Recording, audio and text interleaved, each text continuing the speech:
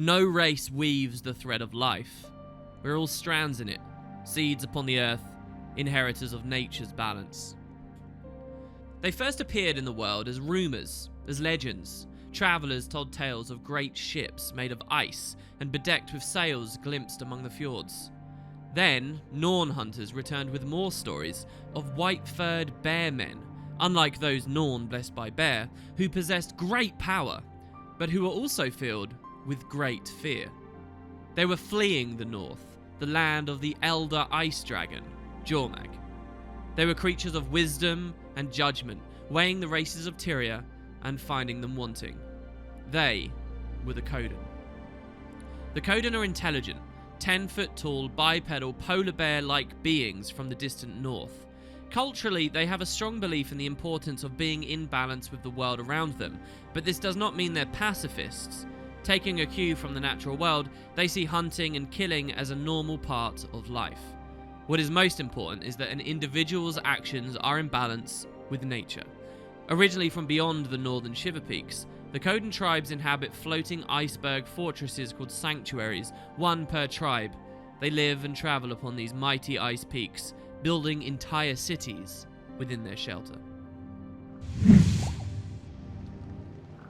So I've seen a lot of your comments, we're back, that you think by episode 100 will be a Ra and we'll see what lies within. Trust me guys, I mentioned this a few episodes ago. We're going way past episode 100 at this point, alright?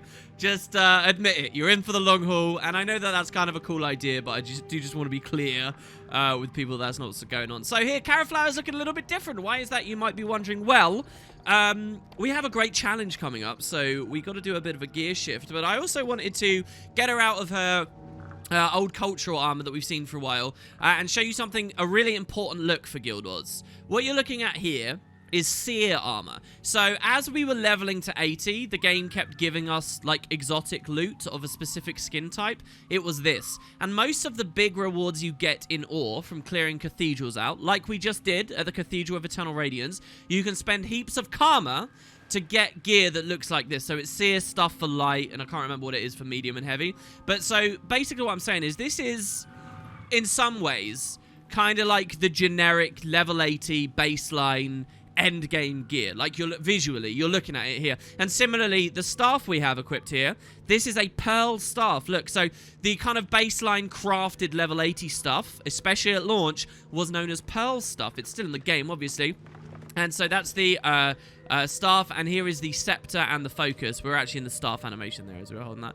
But yeah, so you'll see that they kind of look like almost aquatic-y pearl. And I think the idea is, you know, ore was a land sunken at the bottom of the sea, and the kind of baseline good loot you found in this game at launch, well, it was stuff like from there. So yeah, that's what this outfit is, and we'll be wearing it for a little while here as we undertake some great challenges coming forwards. Also, a little bit more buildcraft we're going to run into. Let's very quickly now round out curses. So you've seen the miners, which was about building critical damage and then bleeding on crits through barbed precision, furious demise, and target the weak. You also saw that we had terrifying descent, which is we fear when we take full damage, but we also put torment out as we fear. Let's pick up the next one. I talked a lot about fear last episode. Well, here you go. Check it out. Terror. This is such a cool trait. By default, fear just makes someone run away from you. And we can take this trait to make it apply torment at the same time. But fear is still just fear. It's just making them run away. It's a CC. Necros, and only Necros, can make it something a whole lot more. Terror. Fear you inflict deals damage. And you'll see it does 1,000 damage. So it becomes a damaging condition like bleeding and whatnot. If you put a ton of fear on someone, not only can they react to you because they're running away if they can't Condi Cleanse or break out the stun, they actually take huge damage every second, over 1,000. This actually went over some updates this year. Really cool. There's some other fun traits as well, but I don't want to overload you. And then lastly, we have our Grandmasters. These are all really fun GMs. I'm going to start off by just showing you this. This one down here called Lingering Curse. Lingering Curse is all about supercharging our scepter here. So our Pearl Scepter and the 3 abilities that come from it is kind of like if you're using a scepter, you get a Grandmaster trait to augment it. It's really fun. We saw some engineering style stuff like this with Brack. Check it out. Lingering Curse. Condition damage is increased while wielding a scepter. Over 200 more condi damage, just because we have a scepter, and all the scepter skills do condis. So that's great. And then also, conditions inflicted by scepter skills last longer, 50% longer, okay? And then finally, Feast of Corruption, which is the skill 3, does all the torment, everything we talked about. That becomes a completely new skill. It becomes Devouring Darkness. So it's just like such a bomb, awesome trait. So look at the skill 3 here when I put the trait on. Oh, it becomes a really dangerous looking version. So basically, this is an AoE version of what we had before, right? It rips boons in an area now. It applies torment in an area. It does everything in an area. We get life force in an area. And so, yeah, we just do crazy damage with the scepter now. I love how the skill art changes and stuff. It's beautiful. Some of the earliest ideas for the trait system was to do stuff like that. Change a skill entirely. Like Elementalist getting one of the water staff skills becoming Maelstrom instead of just like an Icy Ground or whatever. Well, here you've got it in 2019 on Necro, Devouring Darkness. So yeah, we're going to do a lot of damage as we go forward now. A couple more things that I want to do as we go through the episode. Let's walk back up towards Ren, where you will have seen it very briefly last episode. There was a scout here. Players are doing really well at holding this, aren't they? This is kind of cool. I've not seen this fall for ages. Look, there's always people here, always defending it. God, the game feels so rich and alive, just to know that everywhere, on every map, there are players defending outposts and doing things. Especially so many years after the original release. So yeah, we've got this scout, and we'll see what they have to say about ore. Zhaitan has found a way to corrupt the inherent connection between these ancient temples and their associated statues all across Ore. When its malevolent hold on Lyssa's cathedral is severed, the god's statues will lie dormant. However, if Zhaitan's minions control the cathedral, you may find the darkest parts of your innermost self rising to strike you. So that's kind of an interesting thought, that if you're near those statues when we don't own it, your innermost thoughts attack you. I don't actually know what gameplay-wise that means. Interestingly, I mean, this is more Mesmer trivia. I was reading the ArenaNet's released Making of Guild Wars 2 like documentary book that they released with the collector's edition of the game last night. I was reading it looking for trivia to input on this this playthrough actually for you guys. But I read a really fascinating thing they said about one of the Mesmer skills, that it was only supposed to trigger when you use abilities and stuff, and that's just never ended up being a thing. So I wonder whether maybe in Ore they were looking at that a little bit. So yeah, anyway, look, there's the cathedral. We're not going to go into the cathedral this time. We're going to go under the cathedral, where you'll see there's this very nondescript star. If we're going to make a base on Ore, we're probably going to have to hide it quite well, aren't we? Well, let's see how Traherne did that over the, again, let's assume there was a big time jump between the end of this instance and then the new one we go into here. Let's do it. Further into Ore. Oh, another thing I wanted to mention, by the way, with the base up there is, around Ren, did you notice that there was the blue energy surrounding it? Kind of like we're still tapping into the power of the blue orb and bringing it into Ore. There's nothing explicit that really says that in the story, but it's kind of cool. Also, look how good that looks with these rings around. Oh, man. Or it's one of those places where quite often you can stop the camera and it feels like there's a screenshot there. The devs get better with that as time goes forward. All right, anyway, hello, Traherne. Hope you've been doing good without us. And what have you got for us?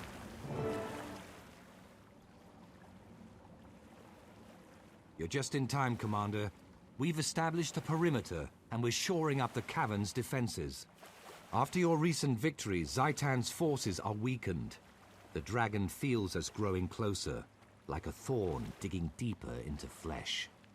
Now we know Zhaitan can feel fear as well as rage. Its time in Tyria is coming to an end. Brave words. Now let's make them come true. Come with me. The other commanders are inside. Grotto is this way. I'm told star-crossed lovers used to meet here. Be cautious. We're still clearing out the last of the Orions from here. These are that star-crossed lovers. There's so many emotions and experiences that people, have on the world. The destruction of the Orient ossuary has severely limited Zhaitan's ability to create new monstrosities. You're just casually running past these ones? Right, there we go. He's in the fight. Yeah, there's so many different emotions and states of mind that people can be in. We obviously heard about grief and rage and denial and stuff in the last thing. But, that lovers would meet near Lyssa. Oh, my God, we had a bit of frame lag there. Is a really thrilling thought, too, here. So, look, I just cast Devouring Darkness. Did you see how it hit everyone in the area? Do you see how we're actually starting to really chunk people down? Our new armor has condition damage on it now, right? This grotto makes a defensible command post. Only 2 ways in. This passage and the seaway. Ooh, very nice. And so, yeah, we just killed some random animals It doesn't seem Zaitan actually knows where we are. There's these risen arms poking out of the ground, by the way, which we might want to be cautious of. Dawn, Winnet, and Efoot are already here, preparing the next attack. We need a strategy. What are your recommendations for our next move? Full offensive, sir. We've cut away Zaitan's supports. Now's our chance to attack the main force, while they're still reeling. I agree, but a land-based offensive would hit where the dragon is strongest. If we attack from the sea, we'd do more damage. Marshal, we've lost contact with the squad investigating lost artifacts. I want to send in an extraction team. I see. Commander, a word. I need your input. Marshal Traherne, a risen legion is approaching. I saw the sigil of the Orion royal house. I think they're coming from the tomb of Prince Alhazred. In life, Alhazred was said to be a cruel, vicious man. Death will have not improved him. Prepare to defend the encampment. To arms! I love how Traherne always has a trivia bomb for us about these Orions and stuff. So he's got a bit of dialogue. I don't know whether we should read that just yet. Hopefully we don't miss out on anything. Yeah, I am going to read it. Where are you, Traherne? No. Okay, you started the fight. Never mind. Here we go. Let's move in. So, yeah, we're going to have to defend our little camp. It seems we have been caught onto by at least one Risen. Does that mean Zaitan in general knows? I guess we'll have to find out. So this is a really cool instance that I always feel bad when I play. Because you see the tents and stuff around us? These tents are actually destructible. And the better you play on this mission, the more of it you can save. But I never do well on it whatsoever. I always end up messing up and failing, like, miserably. So we'll see if we can do okay. Let's kill this Preserver and an A-bomb. Which Traherne there remarks that he's like, wow, what is this? So I'm guessing the idea is it's a different kind of creature to what we defeated at the ossuary. Otherwise, that's just really bad writing, right? That he essentially does a whole mission where we stop A-bombs being created. And then he says, what is that? I've never seen one before. Kind of doesn't make any sense, right? So here I'm going to run Epidemic because there's lots of AoE mobs. That was one of the worst casts I've ever done of that. So basically we're going to stack condies on one guy and spin them out onto everyone around it. Through yet. Stand fast. Okay, good. A moment, Commander. I wanted to let you know that the songs of Apacia's bravery are being sung in every alehouse in Holbrook. That's really nice. She'd like that. Perhaps, oh my god, okay, no, we can't fight. We're gonna have to defend here. Yeah, okay, so we'll clear all of these guys down. Here, so for example, this guy's got lots of condies. We cast Epi, and it will spread around. Everyone was dead already there as well, so that wasn't a very good cast. It's amazing when it goes correct, guys. I promise you all. But yeah, look, they're attacking from the water here. All the tents getting destroyed. Undead Quaggan. Zaitan will use anything that falls prey to his servants. Oh, it's so sad, man. Undead Quaggan. Is this the first of these we've seen? Maybe we saw some other Undead Quaggan until now. Feared one of the princes of Or. Oh, there we go. Oh, that's right. It is actually up there. Yeah, here we go. She'd like that. I wish you could hear them. Perhaps you can. The spirits of the wild sometimes manifest their power in strange ways. And if not, we can take comfort that gave her a send-off worthy of the Norn. I love actually, he's still talking about Apache, you know. The devs don't completely forget about these characters who are important. So, my guys are all getting wiped here. So, what I'm going to do is cast some conditions and then try and bounce onto the big boss. No, all of his ads died already. Never mind. Okay, he's the only one left, but he's getting absolutely destroyed. Jesus Christ. Bye-bye, Alhazred. Down he goes. Okay, everybody revived. We saved a tent. We actually managed to keep one of them up. That's amazing. I'm actually well happy with that. So, look, we get extra dialogue with these dudes. Crusader Wisnet. I don't believe we've been acquainted. No one else seems to understand the urgency of the situation. Our top squatting squad is missing. Can you convince the other that this should be our top priority? So yeah, there's 3 problems right now, and we're going to learn a bit more about them. Tell me more about this squad. We sent our best reconnaissance squad to investigate a serious potential threat, and they haven't reported in. We need to find them and learn what they've learned. No promises, but I'll look into it. Ever vigilant? Yeah, I'm ever vigilant. So he's going to talk about that one. Okay, a missing squad. Those lighthouses along the shore are more than just warning lights. Most undead are relatively mindless. If they pilot their dead ships using those beacons, we can exploit that. Interesting. Capture their lighthouses, and we capture their fleet. It deserves consideration. More, so even though we're far away from Lion's Arch, have you seen how often there's an option to do with the boats, right? And to do Admiralty and ships. So the Lightbringers, the Order of Whispers are interested in this, it seems. Or is an island, right? That makes this a naval war. We need superiority at sea, and that means taking out Zaitan's fleet. I agree. What do you propose? Well, the Beacon Torch Lighthouse occupies a key location. If we take control of it, we can direct the Orient ships into a disadvantageous position and claim them for pact use. I like this idea of undead, ancient, magical lighthouses doing more than just sending lights out, but, you know, they have some other magical function. That sounds solid. I'll consider it. Especially when compared with, like, that necromantic, like, undeady theming. Very cool. Okay, so... The pact is getting a shipment of war machines from the High Legions. War machines? Like catapults? Legion tanks make catapults look like toys. So, we've had Priory over there with a missing squad. We've got something to do with the ships and the lighthouses with the Order of Whispers. And here we've got what the Vigil are interested in. And the Char as well, I guess, to an extent. That's a cool line of dialogue, because we are in a game world where there's catapults and, like, these wooden constructions and trebs and things. And the Char have made tanks. What have we seen of tanks so far? A little bit.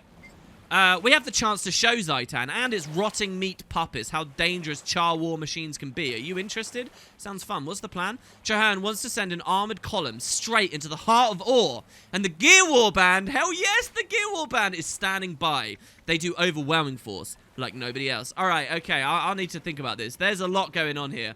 We haven't even really consulted directly with Chahern on the topic just yet. Is he even around? Did he stay up near Al Hazred examining his body? No. Did he... He's not following us. We have the minion and the mini following us. Where's Chahern? Am I blind, guys? He would never just, like, despawn. Oh, look, some agents are coming in. That's kind of cool. Do we just get reinforcements as time goes by? Or is he up near the tent or something? I only see Dern, Winnet, and Afoot. Hello? All right, well, anyway, what do they have to say here? That's really blowing my mind. What concerns me most is that missing squad. We send them out to investigate a troubling rumor, and we need to know if they've confirmed it. Okay, this doesn't sound very good at face value, does it? Just a rumor, while we've got tanks and we've got, like, serious stuff going on there? What? So it's a scouting party that went missing because of a rumor. What were they scouting for? I can't divulge the scout squad's mission yet.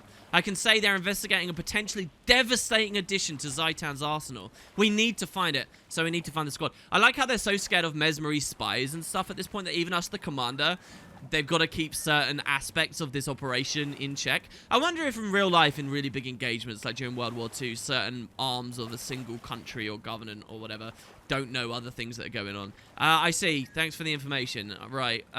Dan, tell me about this Whispers thing with the ships. Of the 3 missions on the table, I favor the sea option. The Risen Fleet is the Dragon's most dangerous weapon.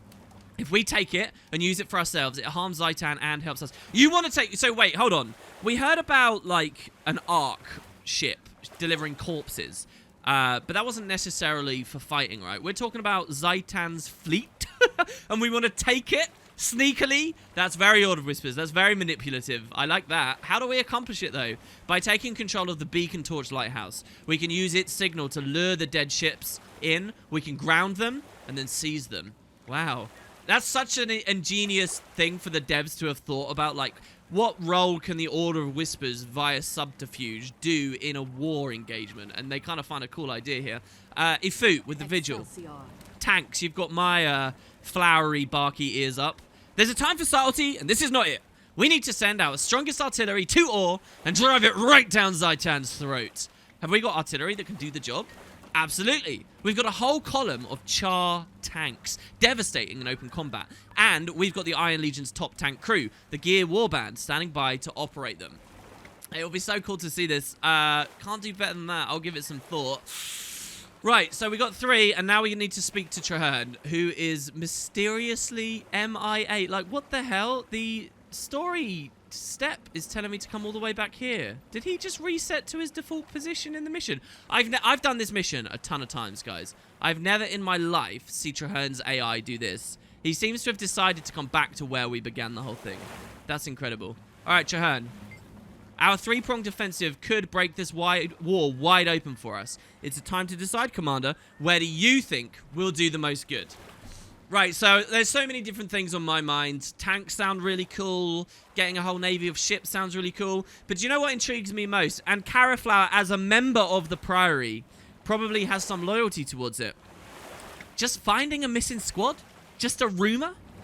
Well, I kind of want to choose this. I want to make a short note about the way that the game is structured here as well, right? We chose Priory before, And we did a huge chunk of the game seeing only Priory missions, and it was all about that. And, you know, there was a consequence to picking Priory way back when. But, however, when we get to the end of the game here, the devs don't shackle you to that earlier decision. Now, depending on your sensibilities as a gamer, you might like or dislike that. Personally, I kind of like the idea that we shouldn't get a choice here, and we're just pushed back into whatever order we'd chosen, so it feels like there was more consequence that goes the whole way through. Instead of our order only affecting 2 chapters of my story, it even affects one of the arcs later on in the game. I like that idea. But instead they kind of give you the choice, which is more freedom. I don't know, maybe this is just representative of the way gaming is going now. But anyway, so we do get the choice. Caraflower, though, is definitely going to find this missing squad. I think she'd be way too curious about this. And obviously it's an option, so it must be important, right? It'd be quite an interesting thing story-wise to do to make this not important, and we choose it anyway. So let's see. Apparently it's something to do with a big thing Zaitan's got. Huh. I'm going to find out what happened. And so further into ore begins. We can pick this chest piece here. What do you have to say after all of that? Giant says so many battlefields, so many lives at stake. This is the beginning and the end, either for Zaitan or the Pact. Fortunately, I have every faith in you, Commander. I'm going to let you down. And I guess he has faith in everyone else as well. I'm very curious if the other guy's updated now that I've made my decision, so we're just going to go and have a quick chat with him. Research is only as useful as its practical application. So when it says, I'm relieved to hear you chose to track down the missing scouts, and if they found what I think they found, you'll be glad too. The entire Pact will. I'll find them. Where do we start? We lost contact with them somewhere near the Garden of Ilya.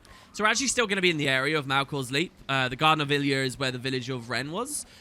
So we'll see a lot more of this area. I'll note as well, these other 2 NPCs, if we speak to them, their dialogue is bugged, and they will act as though we chose their course of action. I don't know whether that's a bug or the devs just ran out of time to implement unique dialogue for each of them. But yeah, just one of the little kinks of the personal story. So, yeah, all right, with that done.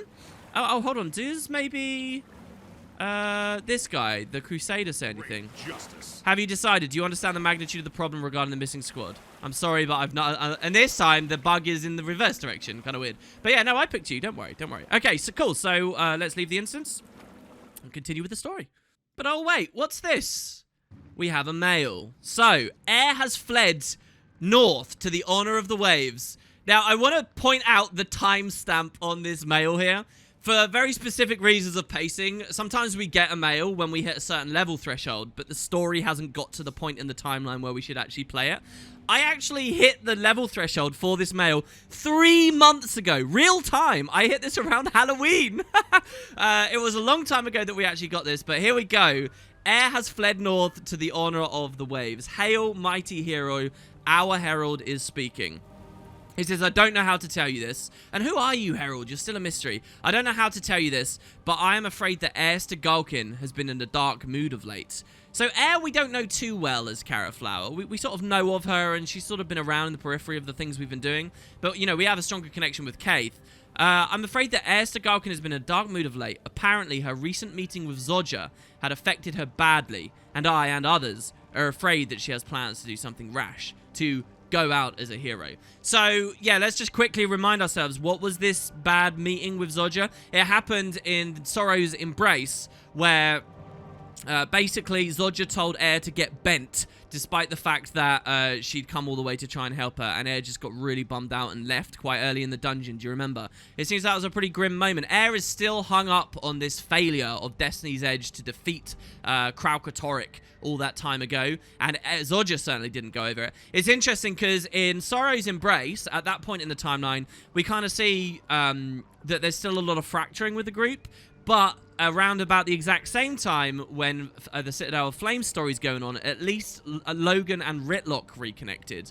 So yeah, I've heard this from Kaith. Okay, so Kaith does have a bit of a stake here. This idea of her going out as a hero, who has been following the Norn northwards into Frostgorge Sound. Well, we've never heard of that place.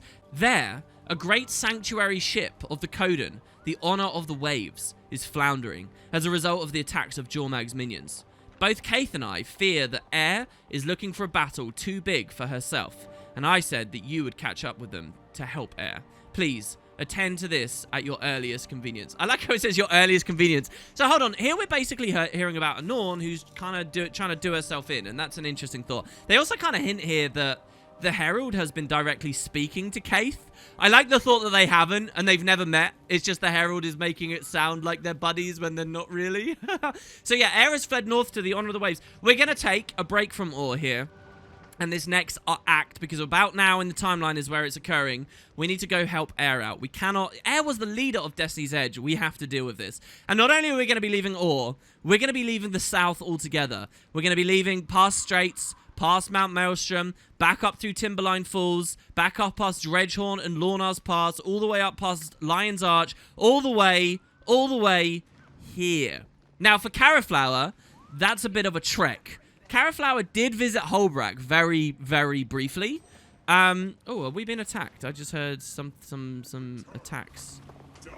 There is a guy up there. I think it's just another player, though. Maybe he's dragging some of these Orions. This is the danger of Ore. You've always got to watch your back all the time. So, yeah, this is going to be a hell of a trek for Caraflower. There are actually multiple routes we can take. And we've been pretty close to this in the past, but especially with Tyrix, you'll notice that the Citadel of Flame waypoint is actually really kind of close. You'll also remember that ages ago, though, Tyrix came from the north of Diessa here. And he swung through the top of the mountains here to go through Snowdon and do some quests. Now, Caraflower's never really seen that. But because we've already kind of seen the adventure to this area, that's where I'll start us off. We're going to come here in the mountains, where way earlier in the series we did see how to do it, except there was a portal there. This time we're going to go through it, and we're going to enter this mysterious new map, Frostgorge Sound, and we're going to go all the way north through that map. So I'll see you guys when we get to where Tyrix once upon a time was a long time ago. I guess for Caraflower, she'll take an Asura Gate from Fort Trinity to Lion's Arch to the Black Citadel, and then she'll be here in no time.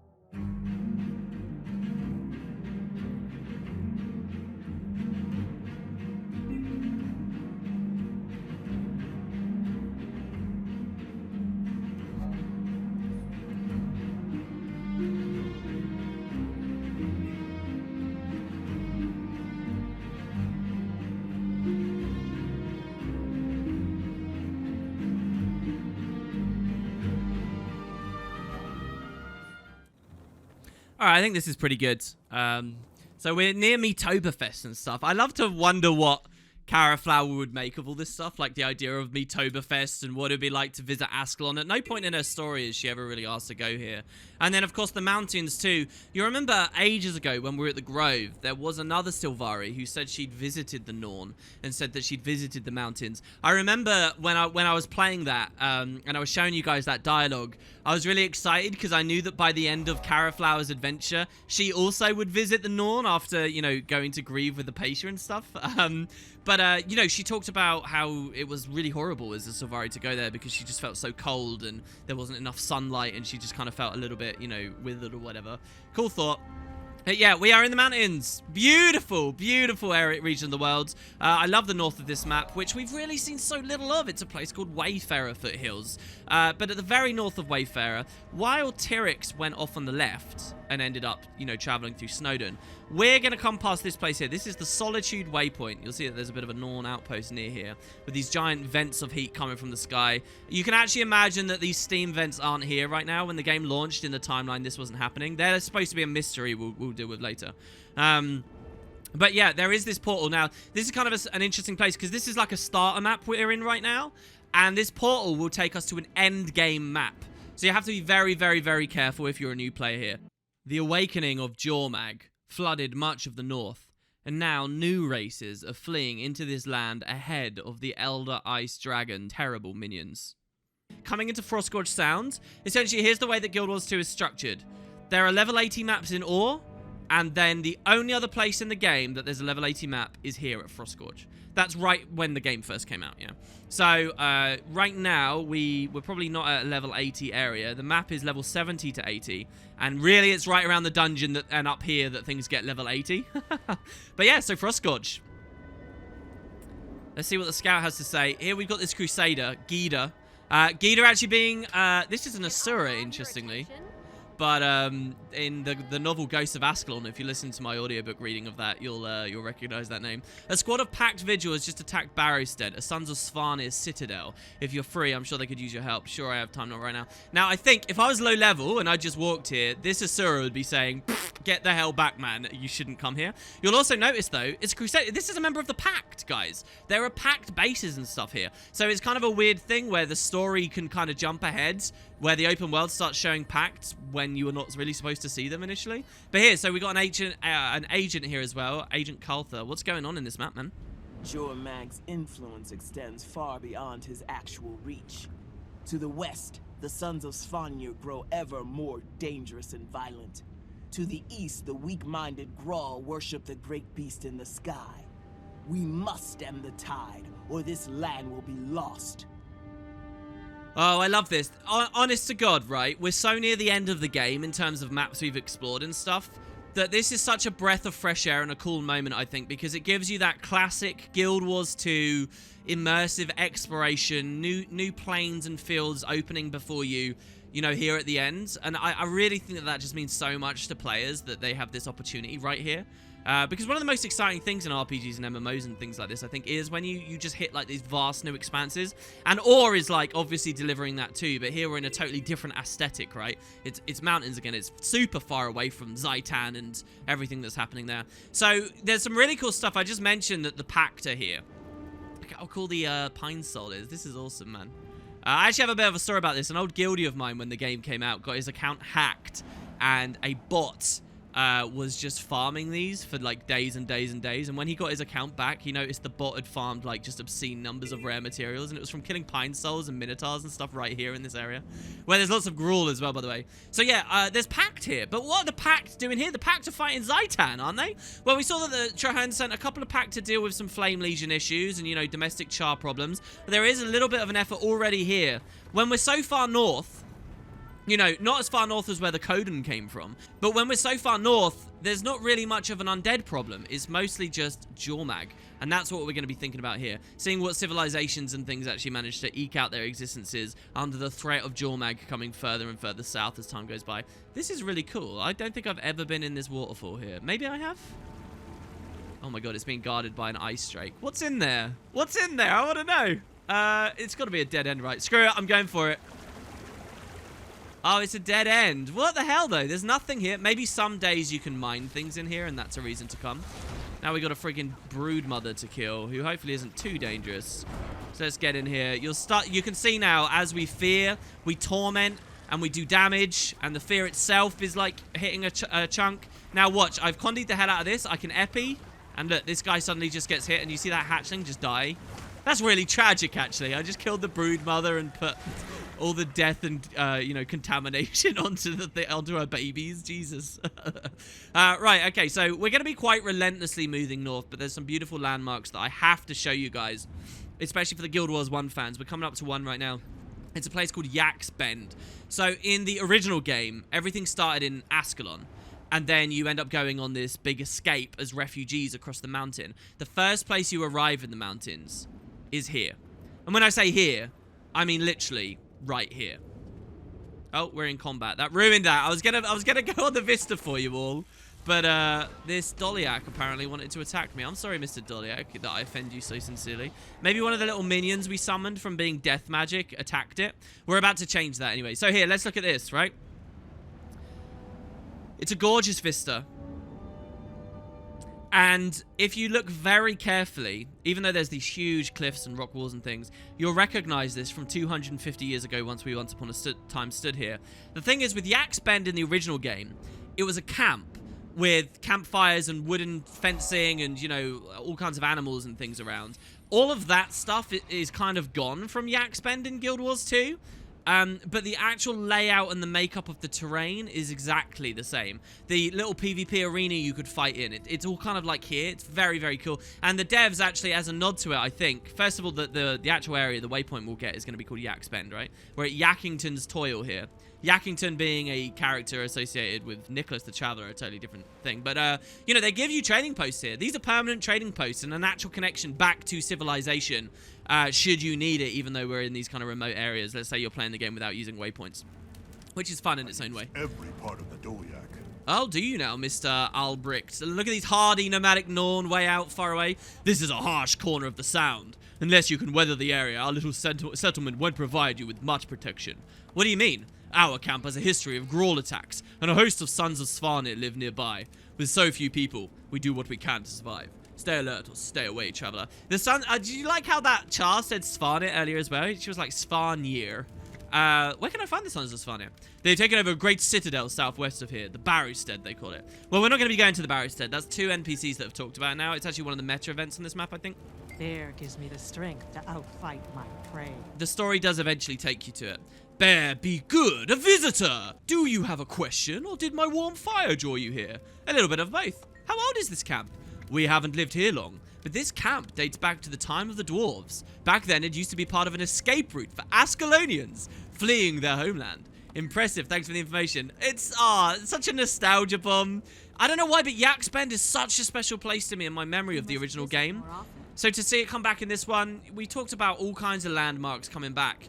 But this one is such a cool one to me. Welcome to Yaks Bend, the last refuge near the Shiver Peaks. Are you here to fight the dragon in the north, or the Sons of Svarnir to the south? Or maybe you want to help the Coden? Dragon? Jormag, the Elder Ice Dragon, chased the Coden out of their homeland, and now its lieutenants are keeping up chase. The pack sent soldiers to help fight Jormag's forces north of there. That's where we're going to be going, okay? So let's reread the mail just to remind ourselves, because Air is dealing with this. I have heard this from Kaith, who's been following the Norn northwards. A great sanctuary ship of the Coden, the Honor of the Waves, is floundering. So this is an iceberg city of the Coden, sinking, and because of Jormag attacking it. And now Air's going out trying to help out, like super far away in the remotest areas of the world. That's up north, and that's what Toba here is telling us about. What about the Sons of Svarnir? The Sons of Svarnir are Norn who worship Dragon. It's an evil spirit. You'll find a few in the citadel south of here. One day, the Pact hopes to end their cruelty. And so we can also say, well, what are the Coden doing? The Coden are bear people who say they work to preserve balance in the world. The Pact's helping them combat the Ice Dragon's forces. So here's the funny thing. The Norn can temporarily turn into bears. The Coden just are bears all the time. They're a different variety as well, polar bears. But I've always liked the idea of a Norn that can become a polar bear. Gotta love this music. Hey, Edred, mumble. What you doing there, buddy? Nothing. No, I mean, something. But not a bad something. I'm checking things out, like this tent, to make sure we don't have any unwelcome guests. Wait, what do you mean? With all the Svarnir around these parts, we can't be careless. They've done a real number in Yakington's toil. Just ask Uldase. Okay, maybe I will. He does seem pretty suspicious, doesn't he? Here we got this woodcutter and this Dolyak. There are actually dynamic events to escort Dolyaks up and around this area of the world. There's a scout here as well. And there's a friggin' Asura here. Hello, Mr. Asura, Researcher Zotz. We haven't seen any Sylvari. Imps have started to overrun the Rime-Moraine caves. We're trying to determine the cause, but keeping the imps under control while we conduct our experiments has been difficult. Any assistance you could give would be appreciated. Oh, I don't think I'm going to bother with that, man. We got our own quest for now, but it's great to see you. There's also a hero challenge. Oh, here's old Dasse. He's an old man drinking. What brings you to Yaks Bend, stranger? We're not a large settlement, nor a safe one. If it's so dangerous, why are you here? Because they're mighty Norn, man. Because we're too stubborn to leave. Yaks Bend is supposed to be a trading post, but until Rime-Moraine is safe for travelers, we have no trade route. I see. And why isn't it safe here? We're often visited by Grawl raiders and Sons of Svarnir. We can handle the Grawl, but the Svarnir come to us as recruiters instead of attackers. Wow, what do you mean? A bit like the Inquest? The Svarnir are trying to bolster their numbers. They promise us protection and strength, and many find their offers hard to resist. With all these troubles, why don't you just move? And then he says it's because they're stubborn again. You won't find repose here. Well, I'm not. Are you going to try and fight me? I warn you, I'm getting a bit badass right now. Well met. We're pretty power crept right now. We grow weaker as the barrage of dark forces spread across Tyria. Dragon minions smother life and raise monstrosities. They must be stopped. Can you handle such a responsibility? I think it's a risky thing that the devs do here as well in the story, in that they've spent so much time and energy and effort building up the Zhaitan threat and making us focus on Zhaitan, and all of a sudden we're snapped to a completely different remote area of Tyria to deal with another Elder Dragon. And maybe that confuses things a little bit, I wonder. They obviously are juggling so many threats at once, though. Maybe it's nice to have that reminder. And like I say, it's a breath of fresh air to get away. I wonder what you guys think at this point. Draw your weapon, and I'll show you what I can handle. And obviously, most players don't do it all in order. Like, one of the things about this series is I'm showing you everything in order, how it should and can happen, which is a perspective that basically no player actually gets their first time through. So I'm hoping that that's really fun, but it does reveal like these weird little issues. Players who are ignoring the dungeons, then they'll never see this. But players who are trying to get the full picture kind of, you know, they have this. Anyway, draw your weapon and I'll show you what I can handle. This won't be easy. How can we stand against them? We hunt them or they hunt us. By the bear, I see no other way. We could head south, move to Hope, leave this war to the Coden. Run away from a fight? I don't know you. This is my home. I won't leave. I was born here, I'll die here. And I'll fight anything that says otherwise. Oh, God.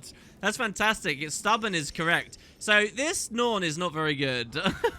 Nice little ice pellets there, lady. Are you? Oh, my God. Okay, so she did transform. She became the snow leopard. Luckily, we can keep weakness and blinds and things on her. We can fear her away here. Hide in shrouds. Sorry, you just don't have a chance. Oh, God, she did punch us back a bit there. Down you go, Eluda. Soul Seer. Stop. I've seen enough. Yeah, I think you have. I'm hardy enough to make it. You wouldn't believe how well-traveled I am. I'm the commander. And it's fair that you didn't know that immediately. Does she have extra dialogue for us? Oh, no, she doesn't. She just repeats the same line. Interesting. Most hero challenges, you can't do this. You can't just infinitely repeat. I think. Unless I'm grossly mistaken about one of the most basic principles of the game. But yeah, so there you go. Yaks Bend. What a place. I really hope you guys got a kick out of that, especially if you were Guild Wars 1 fans. Even if you're not Guild Wars 1 fans, you can watch my original Let's Play up to maybe the first, like, 10 or so episodes, and you'll see Yaks Bend. It's so early in the game. And now we open up into some broader plains. I can only imagine catching hypothermia and freezing to death if we spend too long in that war, so I'm going to try not to. These woodcutters still gathering things in the service of keeping Yaks Bend going. And it's kind of cool to think that the Norn is sort of honoring ancient dwarven camps, you know. So here we got the place called the Trionic Lattice. This is an interesting area because it's basically a labyrinth of ice, but you can walk around on the plateaus above, and as you can see, there's actually a vista near here, and that's kind of fun to see for me. But it's full of trolls that will try to attack you. If you keep moving, you can try and keep yourself out of combat so they don't get to you. And there, in particular, is a very dangerous troll here as well, which you do want to watch out for. Here, look, you can see the events up right now. A champion troll, who I'm a bit concerned of. Basically, but I want to read that journal for you all. Do you think we can kill this champion troll? Looks like there are some other players in the area. Maybe we can. Okay, hold on. So let's kill these two first. We need to stay away from them. You see these AoEs they're charging up? They're really dangerous big ice blasts that encase you in ice if you're standing near them when they trigger them. So you just kind of want to backpedal, and the champion will do the same thing. He's standing on the rock just watching us. That's so cool. Oh no, I attacked him! Okay, I guess it's beginning. I'm going to have to run towards my friends now, though. So there, he's doing it too. Do not stand next to the champion when he's doing that. This one's doing it as well. Come on, we got an engineer friend here. Come on, everybody. Help me out, please. Oh no, they're flying off. They're just leaving. Don't leave me. Okay, hold on. So we'll stack condies. Epidemic. That will kill the little ones. Now, breaking his break bar will be something we'd quite like to do. So here, basically, I'm just using the Scepter and the Dagger skills, the Corrosive Poison Cloud, everything you've seen I've been doing throughout the series. It's just now, can you see how much more bleeds and stuff we're getting? Because everything's lasting longer. Here, now that his break bar went down, I'll cast Plague Lands on him. And I'm going to try and move, but keep him in the Plague Lands. Oh, he walked out to attack this other guy, so that's a bit of a shame. This is good, though. It looks like we are going to be able to kill him. Let's go back into Shroud, fear him, and do... So you see how quickly we're degenerating the break bar? You've seen lots of break bar gameplay throughout the series so far. But now you can see as a Necro, once you really get to the end, once you've got all the different condies on there, it just degenerates so fast. You know, we're long gone from the time where we're just playing with a little bit of chill and a little bit of blind, maybe, and a little bit of cripple. We can have immobes out, we can have... And fear is just so dangerous to break bars. Like, fear really rips through break bars. So, yeah, let's... Here I got frozen, I guess, so you can actually see that effect there. We'll break him again. And so, yeah, the snow troll will die. He's kind of the big boss of the labyrinth. And if you're alone, if we're not lucky enough to find other players here, he can be way, way, way worse. There was actually a farm route for many years in the game. Maybe some people still do it, to be honest. When remember I told you that you get bonus map rewards? So here, for example... when they rotate to be really lucrative, players will still come like and do this. But basically, you just run through killing all the biggest creatures in Frostgorge Sound, and he's one of them, so there's kind of a farm for it. Anyway, with him dead, we can loot him and get this oversized rucksack. We can also get this chest, which I'm going to have to run away from because this guy's charging this up. And so from this, we can get Imperial Fragments, as I said in a recent episode. That's kind of from chests. And over here, there's a journal. So whose journal is this? It's been weeks, and we're still stuck in this miserable labyrinth. But the treasure is near. It has to be. If we keep going, we're bound to find it. Turn the page. There's no end to the monsters here. Minotaurs, trolls, drakes. If the maze doesn't kill us, the beast will. But we need to hold out. We're close. So close. And I guess they were. Is this the treasure he was talking about, I wonder? So, yeah, very poor. There might be other journals around, too. But, yeah, look at this. Arctidus. In fact, that's a dead end. I definitely don't want to go in there. I mean, maybe if we wanted to kill a ton of things, we'd want to go in there. But, yeah. We as Caraflower, are lucky enough to have a mini-map that helps us to see that we can keep going north. And eventually, we'll be able to get out of the labyrinth. Again, though, that journal is one of those things where it makes it just feel like, to me, there's more going on in the area than the in-game representation of Tyria can show, you know. Maybe in the real world, that's miles across. So here we are at a place called Earthshake Basin, and there's a big packed camp over here. I'm actually going to grab this waypoint because it's one of the only really reliable waypoints in this area of the world. There's a ton of Vigil pact members around here, and you're going to see why in a second. Because as we've gone further north, we've got closer and closer to Jormag. And where, like, the Shatterer has a... where Kralkatorrik has a lieutenant, has a champion, the Shatterer, Jormag has one too. If you look here, as we're at Elder's Vale now, we have a meta event called Breaking the Claw of Jormag. It says the sky is calm, and Jormag's lieutenant's been driven from Frostgorge Sound. But will he always be? So, you can kind of think of us as in kind of an equivalent area to, like, the Brand right now, or what we saw with Tequatl the Sunless in Sparkfly Fen. Thankfully, the area is calm, though, and we can keep focused on the task at hand. Look at the intimidating mountains back there. Oh. We can keep focused on the task at hand, which is to get to the Kodan and their sanctuaries, also in the north, and fleeing. So, we're going to run along this road. There's tons of dialogue and stuff, all in due time, guys. And now, what I want to do as well is... round out our build, our condition damage build. So, we've seen all the specializations now for Necro. We're about to hit a good point here. Well, we've seen Spite, that's about kind of flat damage. Curses is what we're running right now, it's about Condi damage. Death is about tankiness and minions. Blood is about life stealing and sort of re-sustain. And also to an extent about minions and things. What about this last one? Well, so we got power damage, Condi damage, toughness, healing.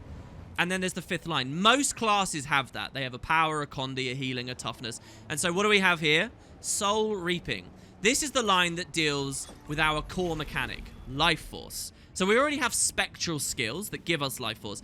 But Soul Reaping is kind of all about our main thing, which is, you know, Shroud. Death Shroud, as it currently is. So, I'm going to come here and we're going to get... Because we're going to move away from minions entirely now. I'm going to equip the Signet Heal, okay? And which we've already seen. It heals us over time. We can cast it on someone to siphon more health from them. And we're going to turn off Death Magic, and we're going to put on Soul Reaping, our new line. 3 minors, and then we'll move on. Gluttony increases the amount of life force we get from all sources. So whenever I use Feast Devouring Darkness to gain AoE life force, I now gain even more because of this. Whenever someone dies near me, I gain even more. Whenever I get life force from an auto attack or something, I gain even more. Gluttony, awesome. Next, Sinister Shroud. All of our Death Shroud abilities gain reduced recharge by 15%. So when I come in here, I can now... Doom is cooling down quicker, and Tainted Shackles is cooling down quicker, and Dark Path and everything. I'm sorry, I just killed a rabbit. I feel so bad. So, you know, it's just buffing how quickly we can get into Shroud and how good our stuff is in there. And then finally, Soul Battery. Our maximum life force is increased. So this is kind of like extra health, right? When we go Soul Reaping, our health bar, our life force bar, goes all the way up to about 16,000 now. Remember, that's based on our regular health too. So this is just even deeper. We can hide for even longer. So that's what the miners do. And they're really potent. This is a very strong line that most Necromancer builds will run Soul Reaping. It's just got so many amazing traits and things you can do with it there. So yeah, moving along here. That is a very crazy looking player on a very crazy looking flying creature. So we'll move along. Here we see also more high-end gathering. And I know I'm picking at a lot of stuff here, but, you know, this is really where players would end up spending a lot of time. So you got to think about this. Winter root vegetables. You obviously wouldn't find in ore, but they are here at the higher levels of Frostgorge Sound. Lots of ice worms hiding and doing a lot of damage. If you let them hit you with their siege, you get blown out really far, as you can see there, so you got to be quite cautious. Moving over here, though, we're about to find what we've been looking for. It's the Northern Oceans, sort of. I mean, I would stop and look at the world map, but we've got a ton of worms that will just keep relentlessly attacking us. But we have got northern waterways, and this is an iceberg that has been piloted by polar bear people to come down south from way even further up north. And this one in particular, the Honor of the Waves, is sinking. This is where air came. It's a city inside an iceberg. And the dungeon is really good at giving the impression that it's a city. So Honor of the Waves unlocked. So here, look. Basically, there's kind of a sense that they would sail through here, and then up here, and then, you know, they're off and beyond into wherever, right? Also, sometimes you find, like... Or do you? I can't remember, actually, if we find sanctuaries. There was kind of a suggestion that maybe you could sail through all of this. But the actual waterways, as you find them in Keswick, are really thin in the end. Early, like, novel maps and stuff suggested this would be a big thoroughfare, maybe, for that kind of stuff. Anyway, yes, we have the Honor of the Waves. Let's speak to this guy here, the Wayfarer of the Waves. What does he have to say? Jormag's champion has attacked the Honor of the Waves, and now it is sinking. So the reason that it's sinking is because of this meta nearby. Pretty exciting. So he attacked this, he got defeated by the players and left. What is the Norn woman Air went in after her? Search the waters for castaways. Some are likely injured and will need help getting back to shore. So look, they've got castaways. That's actually from another Codan area. What is the Honor of the Waves? The Honor of the Waves is our sanctuary ship. We sailed here, fleeing Jormag, but one of his champions damaged the ship beyond repair. Who is this voice? So yeah, he just said at the start that their voice went inside. Who's the voice? The Claw is the military leader, while the voice speaks to Codan, our god. So their race is known as the Codan, but they believe in a god called Codan. Kind of like how the Hylek, you know, worship the sun as Zintal, right? I fear that the voice is taken by great madness as a result of these attacks. You guys, if you're a bit hazy on the Codan lore, don't worry. A lot of this extra blog post lore and stuff we're opening and ending videos with will hopefully explain that better to you. So why is Air here? Air heard of the attack on the ship and came here. She led the Silvari Kaith to meet with our Claw. Air seems to be upset. I think she seeks her own doom. Why would she do that? That I do not know. But she carries a long sadness that only belongs to the hopeless and the lost. She seeks a silence to a great pain, so she races into darkness. Yeah, this seems like a pretty dangerous place to come alone. She's lucky Kaith is sort of following and being careful of this. What needs to be done? Gather a group of 5 total adventurers with you and head into the Honor of the Waves. The Claw, our military leader, will be waiting for you. So there's 2 leaders of these people. You've got the Claw and the Voice. The Voice is lost, but the Claw is going to try and find them. Air and Kaith are also inside. Join me next time, guys, for the Honor of the Waves, our first super high-level dungeon. This is a level 76 experience, and all the buildcraft and stuff we've been learning recently will have to be put to the test. Caraflow's going to have to solo this, and I'll tell you one thing. When I started this series, I was scared that this dungeon would be impossible. But we'll find a way. See you next time. Long ago, Coda, the Ancient One, founder of the earth, keeper of the sky, formed the world. In the beginning, the spirits of the world were wild and untamed. In time, many took physical form. Spirits of stone, spirits of water, spirits of wind, spirits of soil, spirits of plants and birds and creeping things. All things with form have spirits, as do many formless things. But one day the bear stood up and looked around him and saw that the spirits of the world were restless and chaotic. He could not understand the endless cycles of creation and destruction. And so Bear was the first creature to speak, and with his first words he asked Coda, "Why is this so?" And Coda was pleased and made this offer to the bear. "If you would watch and learn, then watch and learn, and you shall protect and guide the spirits of this world." And those who praised Coda and accepted this offer became the Codan, and those who were not ready and did not wish to be changed remained as bears.